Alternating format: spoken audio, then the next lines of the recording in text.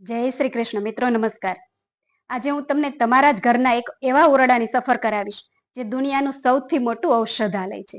જી હા, તે છે તમારા ઘરનું રસોડું. મિત્રો, આજથી અમુક વર્ષો પહેલા લોકો કેવા આમ 100 વર્ષ સુધી નિરોગી જીવતા હતા. ડાયાબિટીસ અને બ્લડ પ્રેશર જેવા તો શબ્દો જ નહોતા સંભળાતા. કેમ?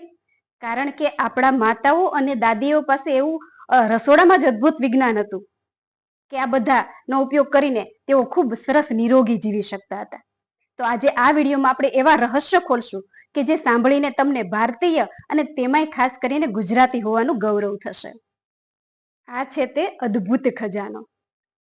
આ હળદર તેના પીળા રંગ કે શાકની શોભા વધારવા માટે જ નથી, પરંતુ તેમાં રહેલું કર્ક્યુમિન તે આપણા માટે કુદરતી વેક્સિન સમાન છે. પશ્ચિમના દેશોમાં તો હળદરવાળા દૂધનું તૈયાર પેકેટની અંદર હેલ્ધી ડ્રિંક તરીકે પીણું મળે છે અને લોકો તેને હોશે હોશે પીવે છે, જે કેન્સર જેવી બીમારીને પણ રોકી શકે છે. આપણા દાદીમાં અને આપણા વડવાઓ તો આપણને કાયમ હળદરવાળું દૂધ પીવડાવતા હતા. પરંતુ યાદ રાખજો મિત્રો, આ હળદર ગરમ તેલ કે ગરમ દૂધની અંદર જ કામ કરે છે, કારણ કે તે ફેટમાં ઓગળે છે. અને આ છે હિંગ. હા, શું સોડમ આવે છે.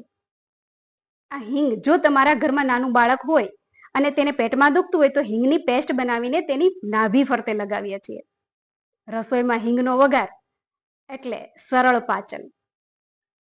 આ હિંગથી ગેસ અને એસિડિટી મટે છે. અને મિત્રો, ગેસ ને એસિડિટીની ગોળીઓ ખાવા કરતા આ હિંગનો સાચો ઉપયોગ શીખીએ એ જ વધુ ફાયદાકારક છે, ખરું ને? મિત્રો, આ છે મેથી. આ મેથીને આપણે વઘારમાં શા માટે નાખીએ છીએ? આ માત્ર એક ઉત્તમ મસાલો નથી, પરંતુ ઉત્તમ પ્રકારની ઔષધિ છે. આ મેથી ડાયાબિટીસ અને સાંધાના દુખાવાની તો દુશ્મન છે. તે આપણા લોહીમાં, આ મેથીના દાણા આપણા લોહીમાં રહેલી શર્કરાનું પ્રમાણ ઘટાડવામાં મદદરૂપ થાય છે. જેમને કાયમ માટે ગેસ કે અપચો રહેતો હોય ને, તેમના માટે મેથી અને અજમાનું ચૂર્ણ તો વરદાન રૂપ સાબિત થાય છે. આ મેથીનું પ્રકૃતિ ગરમ છે, તેથી તે વાયુના રોગોમાં કામ આવે છે. આ મેથીમાં આપણા લોહીને શુદ્ધ કરે છે ને તેમાં રહેલું ખરાબ કોલેસ્ટ્રોલને ઘટાડવામાં પણ સારી એવી મદદ કરે છે. માટે મેથીનો ઉપયોગ આપણે હંમેશા કરવો જોઈએ. મિત્રો, આ રાય વગર તો આપણો બધો જ વઘાર અધૂરો લાગે, ખરું ને? તેમનું વિજ્ઞાન ખૂબ ઊંડું છે. ચાલો આપણે તેમના ઔષધીય ગુણો સમજીએ. આ મસ્ટર્ડ સીડ્સ ઝેર અને કફનો નાશ કરનાર છે. રાય છે તે આપણા જઠરાગ્નિને પ્રદીપ્ત કરે છે. સરળ ભાષામાં કહું તો શરીરના પાચક રસો ઉત્પન્ન કરવામાં તે ખૂબ મદદ કરે છે. મિત્રો, આયુર્વેદની અંદર તો ચામડીના રોગો કે ઇન્ફેક્શન ઉપર રાઈનો લેપ કે રાઈનું તેલ લગાડવાનું સૂચન કરવામાં આવ્યું છે. મિત્રો, આ મરી એટલે કે બ્લેક પેપરને કાળું સોનું અથવા વિષનાશક કહેવામાં આવે છે. આયુર્વેદની અંદર તો આ મરીને સર્વશ્રેષ્ઠ દીપન પાચન ઔષધ માનવામાં આવે છે. આ મરીથી આપણા શરીરનું મેટાબોલિઝમ સુધરે છે અને જઠરાગ્નિ પ્રદીપ્ત થાય છે. જો કોઈને વજન ઘટાડવું હોય તો રોજ સવારે મરીનું ચૂર્ણ લેવાથી ખૂબ જ ફાયદો થાય છે. તે સ્વભાવે તીક્ષ્ણ હોવાથી આપણા શરીરની અંદર રહેલા કફને ઓગાળે છે. શરદી અને ઉધરસમાં આ મરી અને મધનું મિશ્રણ રામબાણ ઉપાય છે. તે આપણા શરીરમાં રહેલા હાનિકારક બેક્ટેરિયાનો નાશ કરે છે. આ મરીનું ચૂર્ણ આપણા મગજની નસોને સક્રિય કરે છે અને તે માનસિક થાક દૂર કરવામાં ખૂબ જ ઉપયોગી છે. માટે રોજ આપણે જો મરીના ચૂર્ણનો ઉપયોગ આપણા ખોરાકની અંદર કરીએ તો તે આપણા શરીરમાં પાચન સંબંધી ઇન્ફેક્શન થવા દેતું નથી. મિત્રો, હવે વારો છે આ લવિંગનો. લવિંગ કુદરતી રીતે જ પેનકિલર છે અને તે તેના એન્ટિસેપ્ટિક ગુણધર્મોને કારણે જાણીતું છે. મિત્રો, હું નાની હતી અને મને બરાબર યાદ છે કે હું વેકેશનની અંદર મામાના ઘરે રોકાવા ગઈ ને, ત્યારે એક દિવસ રાત્રે મને દાંતની અંદર અસહ્ય દુખાવો થવા મળ્યો અને મેં રાતમાં સિંચાસીચ કરી મૂકી. એ વખતે મારા નાની બાઈએ લવિંગને ચૂલા ઉપર શેકી અને તેનો ભૂકો કરી તેલમાં કકડાવીને મારા દાંતની વચ્ચે દાબી દીધો અને સવાર થતા સુધીમાં તો દુખાવો ગાયબ થઈ ગયો. આમાં લવિંગ દાંતના દુખાવામાં તો તાત્કાલિક ધોરણે કામ આપે છે. આ લવિંગથી ગળાનું ઇન્ફેક્શન પણ મટે છે. જો કોઈનું ગળું બેસી ગયું હોય કે ગળાની અંદર ખારાશ રહેતી હોય ને, તો આ લવિંગને મોઢામાં રાખીને ધીમે ધીમે સૂચીને તેનો રસ અંદર ઉતારવાથી ઘણો ફાયદો થાય છે. જો કોઈને મુસાફરી દરમિયાન કે અપચાના કારણે ઉલટી કે ઉબકા થતા હોય ને તો આ લવિંગ મોઢામાં રાખવાથી પણ ઘણી રાહત થાય છે.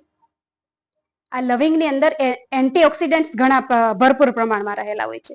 તેથી તે લોહીને શુદ્ધ કરે છે અને રોગ સામે લડવાની શક્તિ આપે છે. માટે તો આ મરી અને લવિંગને રાજવી મસાલા કહેવામાં આવ્યા છે. મિત્રો, ચૈત્ર મહિનો ચાલી રહ્યો હોય અને આ અતિ ગુણકારી લીમડા વિશે વાત ન કરીએ તો કેમ ચાલે? આ માત્ર લીમડાના પાન નથી, તે આપણા આખા વર્ષનું હેલ્થ ઇન્સ્યોરન્સ છે. જો 15 દિવસ પૂરતો પણ જો આ કડવા લીમડાનો રસ પી લેશો ને તો કદાચ ડોક્ટર પાસે નહીં જવું પડે. આયુર્વેદની અંદર તો ચૈત્ર મહિનામાં આ લીમડાને સાક્ષાત અમૃત માનવામાં આવે છે.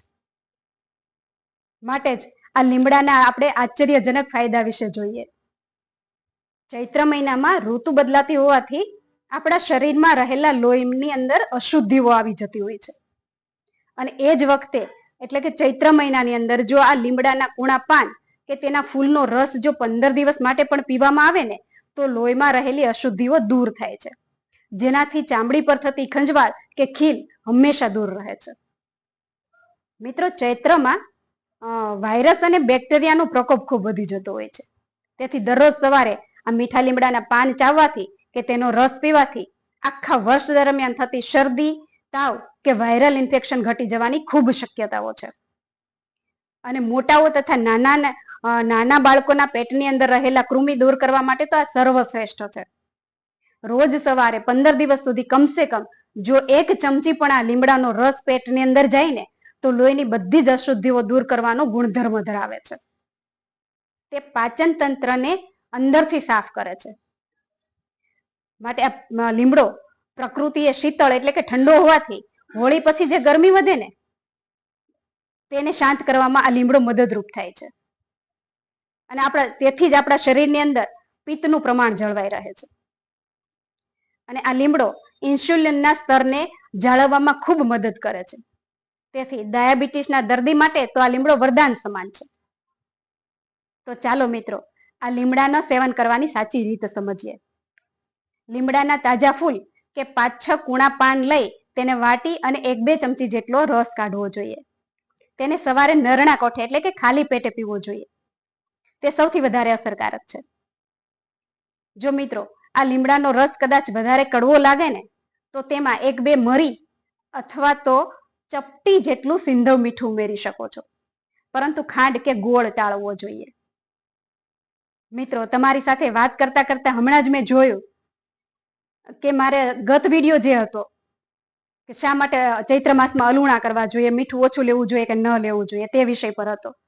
તેને ફેસબુક પર 4.5 લાખ કરતા પણ વધારે લોકોએ જોયો છે અને યુટ્યુબ પર 65,000 થી પણ વધારે લોકોએ પ્રેમ આપ્યો છે.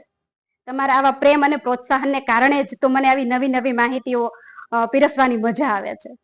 તો આવો જ પ્રોત્સાહન આપતા રહેજો. તો મિત્રો, આ હતું આપણું રસોડાનું વિજ્ઞાન. મિત્રો, જો તમારે હજુ પણ વધારે મસાલા વિશે કંઈ જાણવું હોય, જીરું છે, અજમા છે વગેરે વિશે, તો પણ મને કમેન્ટમાં જણાવજો. હું તેના વિશે વધારે સંશોધન કરીને વધારે વિડીયો બનાવીશ. મિત્રો, આપણી સંસ્કૃતિ અને આપણું રસોડું તે જ આપણો આત્મા છે. જ્યારે પશ્ચિમના દેશો આપણા હળદરવાળા દૂધને ટર્મરિક લાટ કહીને પીતા થયા છે, તો આપણે શા માટે આપણી સંસ્કૃતિ અને પરંપરાને ભૂલીએ? ખરું ને?